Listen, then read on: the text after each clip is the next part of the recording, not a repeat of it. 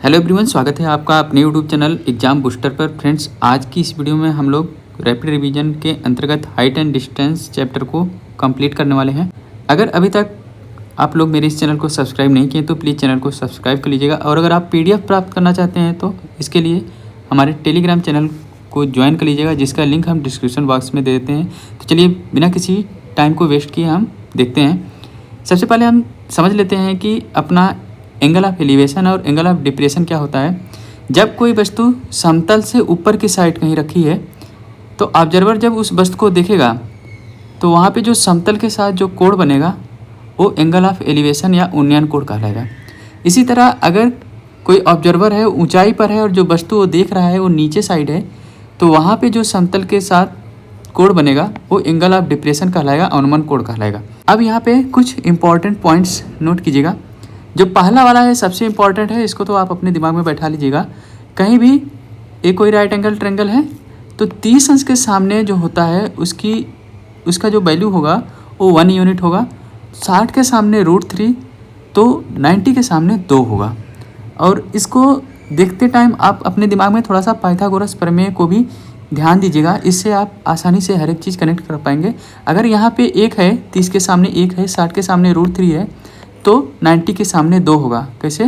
√3 square plus 1 square तो 4 का root क्या आ जाएगा 2। अब यहाँ पे देखिएगा, ये आपका 90 अंश है और ये कोण 45, एक कोण 45, यानी कि 45 के सामने अगर 1 है तो इस 45 के सामने 1 होगा, दोनों बराबर होगा। जब यहाँ पे 1 होगा, यहाँ पे 1 होगा तो 90 के सामने √2 होगा।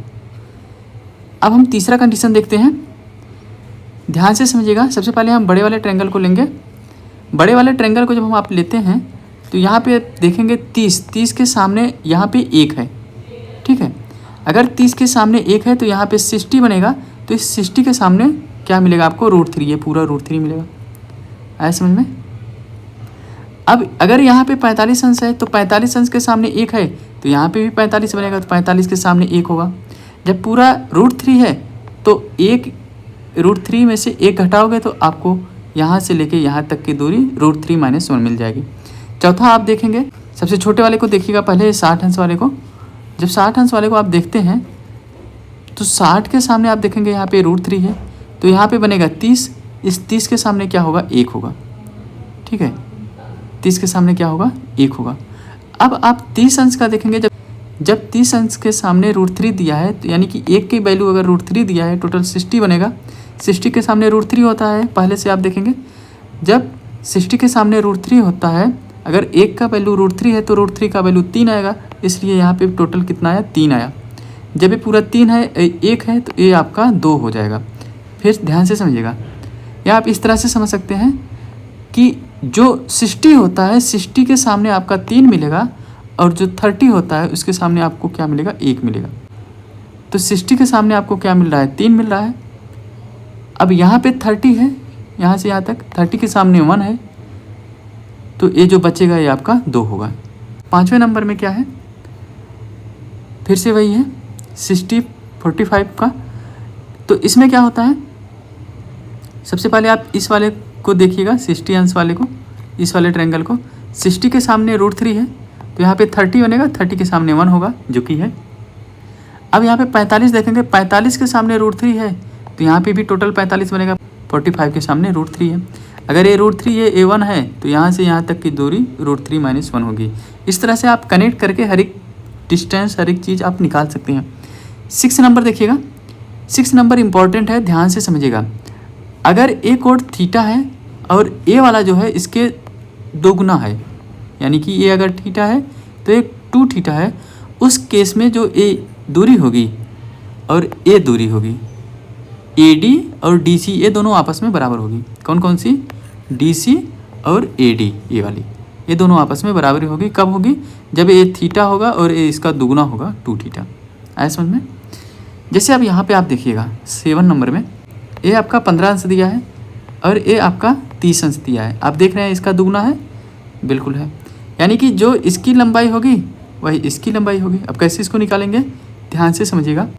एक कोण आपका 30 अंश है तो 30 के सामने 1 है तो ये आपका 60 अंश बनेगा, तो 60 के सामने √3 होगा। आया समझ में? अब ये आप देख रहे हैं राइट एंगल ट्रायंगल है। यहाँ पे √3 है, यहाँ पे 1 है, तो 90 के सामने 2 होगा। जब ये आपका 2 निकल गया तो ये भी 2 होगा, क्योंकि ये दोनों आपस में बराबर होगा। क्यों? क्योंकि ये आपका 15 है, तो 15 का दुगुना ये आपका 30 है। अब आगे देखते हैं, आगे ध्यान से देखिएगा। ये बड़े वाले ट्रायंगल को आप एक बार देखिएगा। ये 60 अंश है, 60 के सामने आपको दिया है √3, तो ये 30 अंश है, तो 30 के सामने 1 होगा। ये 90 अंश है, तो 90 के सामने आपका 2 होगा। ये टोटल क्या आ जाएगा? 2 आ जाएगा, है ना। अब आगे ध्यान से देखिएगा। अब इस वाले ट्रायंगल में देखिएगा, 90 के सामने अगर 1 है, अगर 90 के सामने 1 है, वैसे 90 के सामने 2 होता है, लेकिन इसका हाफ करके 1 है, तो 60 के सामने √3 होता है, तो √3 का हाफ हो जाएगा √3/2। अगर 60 के सामने √3/2 है, तो 30 के सामने 1 होता है, तो 30 के सामने 1/2 हो जाएगा। क्यों? क्योंकि यहाँ पे 2 होता है, उसका 1 निकाले हम लोग बड़े वाले ट्रायंगल का यूज करके। अब जब ये टोटल 2 था, ये आपका 1/2 निकला, तो 2 में से 1/2 निकालोगे तो ये आपका 3/2 निकलेगा। सब चीज़ें सीधा सीधा आप रेशियो से निकाल रहे हैं। आगे देखते हैं 9th नंबर। 9th नंबर में ध्यान से समझिएगा। ये आपका एक ट्रायंगल है और ये आपका एक ट्रायंगल है। यहाँ पे देखिएगा, इस 30 के सामने आपको क्या मिल रहा है? 1 मिल रहा है, तो इस 30 के सामने 1 मिल रहा है। ये आपका 60 है, ये आपका 60 है, तो 60 के सामने √3 मिलेगा, एक √3 यहाँ मिलेगा, एक 60 के सामने इधर √3 मिलेगा, दोनों मिलके 2√3 हो जाएगा। आए समझ में? तो 90 के सामने 2 होगा, 90 के सामने 2 होगा। इस तरह से आप इसको समझिएगा। अब 10th, 11th और 12th ये दोनों एकदम सेम है। जब भी आपको क्वेश्चन में 2 डिस्टेंस दी हो, ठीक है, ए और बी 2 डिस्टेंस दिए हों, आए समझ में? ए और बी 2 डिस्टेंस दिए हों और 2 एंगल दिए हो अल्फा बीटा, और उन दोनों का योग जो है वो 90 अंश हो या फिर कॉम्प्लीमेंट्री एंगल हो, उस केस में ये जो एच होगा वो क्या होगा? एच बराबर √AB। ये इंपॉर्टेंट है, इसको आप लोग ध्यान दीजिएगा। आगे बात करें 13 नंबर का, ये भी इंपॉर्टेंट है। जब बहुत ज़्यादा हार्ड टाइप का क्वेश्चन पूछेगा तो इस फार्मूले का यूज या फिर इस कॉन्सेप्ट का यूज करेगा। अब ध्यान से समझिएगा। मान लीजिए ये एक आपका सीढ़ी है, दीवार के सहारे खड़ी है। अब क्या हुआ? सीढ़ी जो है वो खसक रही है, नीचे साइड खिसक रही है, तो ये आपका इधर जाके बढ़ जाएगा। इधर सीढ़ी की लंबाई तो सेम रहेगी, ठीक है। एक बार फिर से समझिएगा। मान लीजिए ये आपका एक दीवार है और दीवार पे एक सीढ़ी ये ऐसे लगी हुई है।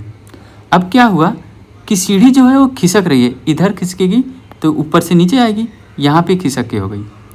पहले जो है वो अल्फा कोण बना रहा था, अभी जब खिसक गई तो बीटा कोण बनाने लगी, और जो डिस्टेंस खिसकी वो कितनी खिसकी? x।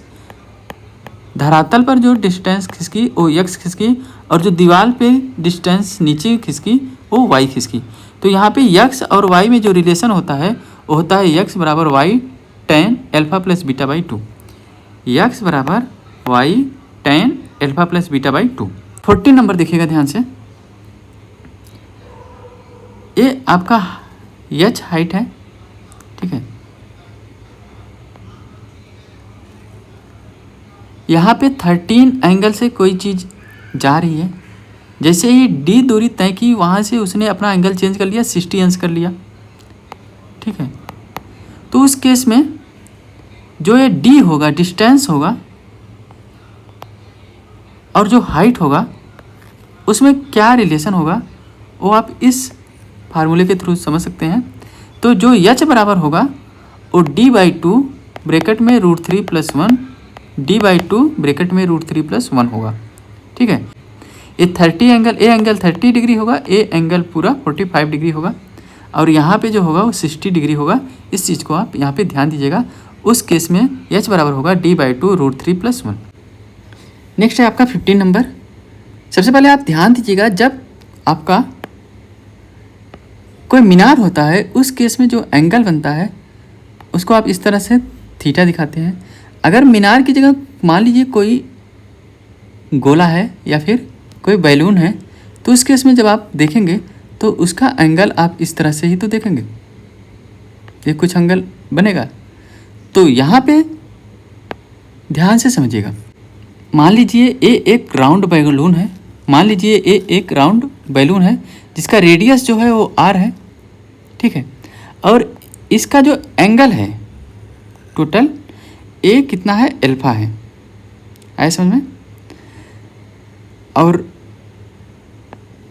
इसका जो सेंटर है, जो सेंटर है उसका ऑब्जर्वर के साथ जो एंगल बन रहा है वो टोटल यहाँ से लेके यहाँ तक वो कितना है, बीटा है। तो उस केस में जो ये हाइट होता है वो होता है R sine beta into cosec alpha by 2। इसको प्रूव कैसे करेंगे, तो आइए मैं प्रूव कर देता हूँ, ध्यान से समझिएगा। सबसे पहले आप देखेंगे त्रिभुज ए ओ बी में, त्रिभुज ए ओ बी में, इसमें जब आप देखते हैं तो यहाँ पे सबसे पहले आप साइन बीटा निकालेंगे। क्या निकालेंगे, साइन बीटा। साइन बीटा बराबर क्या होगा, लंब बटे कर्ण। लंब यहाँ पे क्या है, मान लीजिए इसको यच है तो यच बटे ए ओ, ए ओ, यच बटे ए ओ।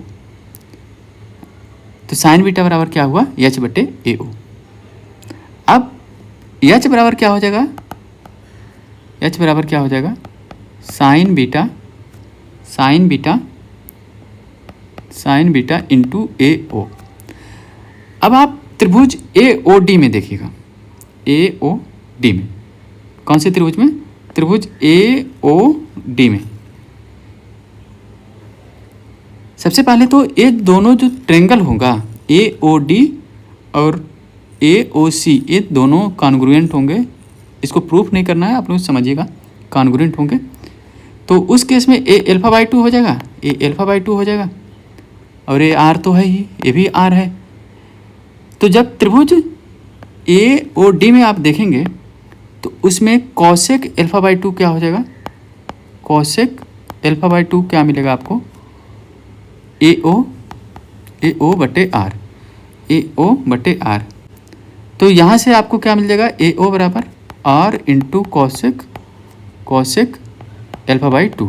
ए ओ बराबर हो जाएगा आर कॉसेक अल्फा बाई 2। तो आप इस वाले में, पहले वाले में ए ओ की जगह क्या रख दोगे, आर कॉसेक अल्फा बाई 2। तो एच बराबर हो जाएगा sine beta into R cosec alpha by 2। यही तो है ये चीज़, यही तो है height, R sine beta into cosec alpha by 2। अब आप इसको कैसे निकालोगे, इसको निकालने के लिए आप इस वाले ट्रायंगल को देखिएगा। कौन से ट्रायंगल को, इस वाले ए ओ बी को। जब आप ए ओ बी को देखोगे तो यहाँ से पाइथागोरस लगा दीजिएगा। ये आर कॉसेक अल्फा है, ये आपका R sine beta cosec alpha by 2 आ गया है। तो इसका स्क्वायर करके इसके स्क्वायर को घटा दोगे तो आपको ये मिल जाएगा। तो इसको आप खुद कर सकते हो। तो इस तरह से आपको बी ओ का मान क्या आया, बी ओ यानी कि हाइट जो आया वो क्या आया, R sine beta into cosec alpha by 2। आगे देखते हैं, ध्यान से समझिएगा। जब ए थीटा हो, इसका दुगना 2 थीटा हो, और यहाँ की जो डिस्टेंस हो ए बी दी हो, उस केस में हाइट बराबर क्या हो जाएगा, अंडर रूट ए स्क्वायर माइनस बी स्क्वायर, या एच स्क्वायर बराबर ए स्क्वायर माइनस बी स्क्वायर हो जाएगा। यहाँ पे देखिएगा ये आपका थीटा 1 है, ये आपका थीटा 2 है, यहाँ से यहाँ तक की डिस्टेंस यक्स है। उस केस में यच बराबर हो जाएगा यक्स बटे cot theta 1 minus cot theta 2, x बटे cot theta 1 minus cot theta 2।